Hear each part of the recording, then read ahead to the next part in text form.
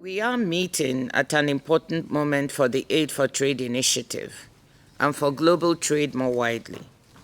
The COVID-19 pandemic has set back economic prospects around the world, especially in the poorest countries.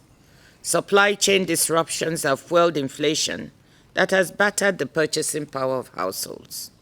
The war in Ukraine has sent prices for food, fertilizers, and energy even higher, threatening the worst hunger in decades.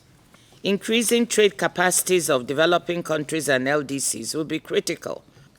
So this global review is an appropriate moment for stakeholders to look at how trade can work better for development and socioeconomic inclusion, and how development finance is supporting that process. The money is there. It exists in the world. We must decide to use it for the benefit of all of us. The industrialized world is spending trillions, not billions, trillions to support their economy.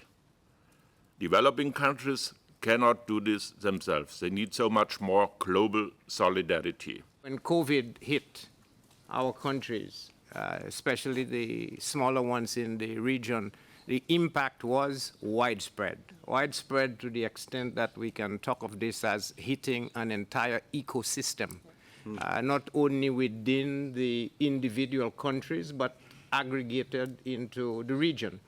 Without the aid for trade concept, which we can equally call aid for development, because trade drives development. Without that, the ability to recover, the ability to generate resilience is not going to occur. We are looking after 57 member countries, and we have to make sure that our role as a development bank is to stand by our member countries, especially the least developed ones. Our major concern, especially in ITFC at that time, is actually to keep, things running, as you say, to keep the trade flow going, to make countries more resilient. That is really our part. We talk a lot about the importance of openness of trade. Countries need to open up their trading system, economy, reduce the barriers. Yes, that's the kind of the standard trade and growth story. But for developing countries, they need to be supported to be able to be reaching that competitive ability. So they need capacity building. They need to be supported.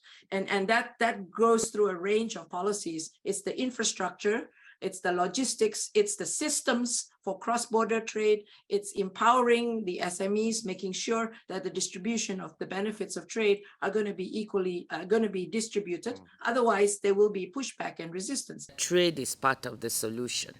Sometimes it's part of the problem, but it is part of the solution.